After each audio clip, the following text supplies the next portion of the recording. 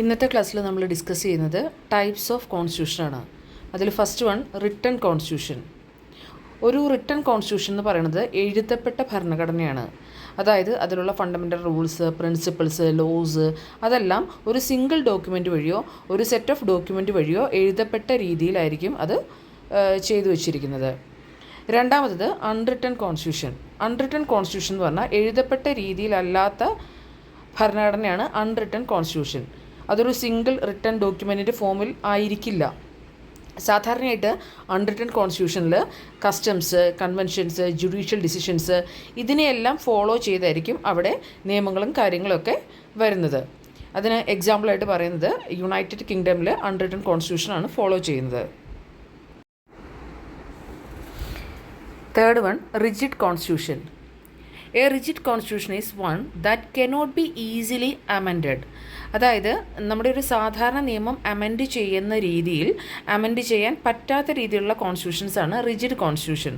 അങ്ങനെയുള്ള rigid constitution amend ചെയ്യണമെങ്കിൽ special പ്രൊസീജിയറോ അതുപോലെ തന്നെ അപ്രൂവലോ സ്റ്റേറ്റിൻ്റെ അപ്രൂവലോ ഒക്കെ കിട്ടിയെങ്കിൽ മാത്രമേ ഇതേ രീതിയിൽ കോൺസ്റ്റിറ്റ്യൂഷനിൽ എന്തെങ്കിലും മാറ്റം വരുത്താനായിട്ട് പറ്റത്തുള്ളൂ.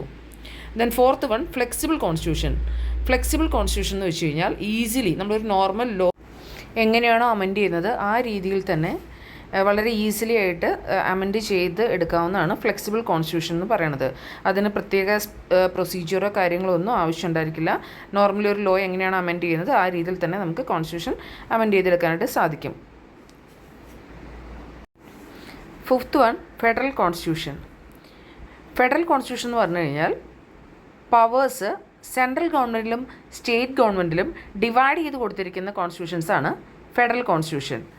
അവിടെ രണ്ട് ഗവൺമെൻറ് ഉണ്ടായിരിക്കും, അതായത് സെൻട്രൽ ഗവൺമെൻറ്റും ഉണ്ടായിരിക്കും സ്റ്റേറ്റ് ഗവൺമെൻറ്റും ഉണ്ടായിരിക്കും. പവേഴ്സ് എല്ലാം ഈ രണ്ട് ഗവൺമെൻറ്റുകളിലായിട്ടായിരിക്കും ഡിവൈഡ് ചെയ്ത് കൊടുത്തിരിക്കുന്നത്. ദെൻ ഇന്ത്യ ഒരു ഫെഡറൽ കോൺസ്റ്റിറ്റ്യൂഷന് എക്സാമ്പിളാണ്. സിക്സ് വൺ യൂണിറ്ററി കോൺസ്റ്റിറ്റ്യൂഷനാണ്. യൂണിറ്ററി കോൺസ്റ്റിറ്റ്യൂഷനിലേക്ക് വരാൻ നേരത്ത് all powers are concentrated in the central government. എല്ലാ പവറുകളും കോൺസെൻട്രേറ്റ് ചെയ്തിരിക്കുന്നത് സെൻട്രൽ ഗവൺമെൻറ്റിൽ മാത്രമായിരിക്കും. മുകളിൽ പറഞ്ഞതിൽ സെൻട്രലും സ്റ്റേറ്റിലും ഡിസ്ട്രിബ്യൂട്ട് ചെയ്യുമ്പോൾ പവേഴ്സ് ഡിസ്ട്രിബ്യൂട്ട് ചെയ്യുമ്പോൾ യൂണിറ്ററി കോൺസ്റ്റിറ്റ്യൂഷനിലേക്ക് വരാൻ നേരത്ത് അവിടെ സെൻട്രൽ ഗവൺമെൻറ്റിൽ മാത്രമായിട്ടായിരിക്കും പവേഴ്സ് ഡിസ്ട്രിബ്യൂട്ട് ചെയ്തിരിക്കുന്നത്.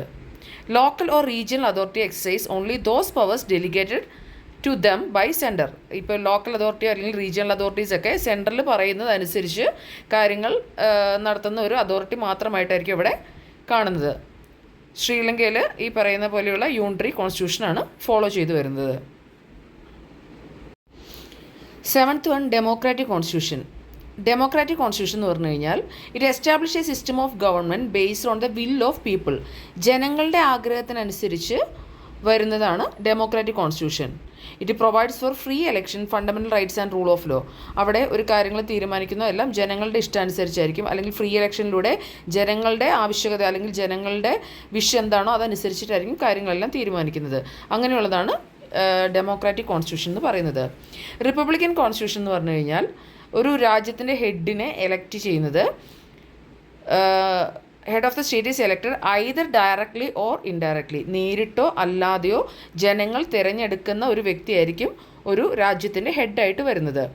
അല്ലാതെ പരമ്പരാഗതമായിട്ടോ അല്ലെങ്കിൽ രാജഭരണമൊക്കെ ഉണ്ടായിരുന്ന സമയത്ത് പരമ്പരാഗത രീതിയിലുള്ള ഭരണാധിപന്മാരെയായിരുന്നു തിരഞ്ഞെടുത്തുകൊണ്ടിരുന്നത്.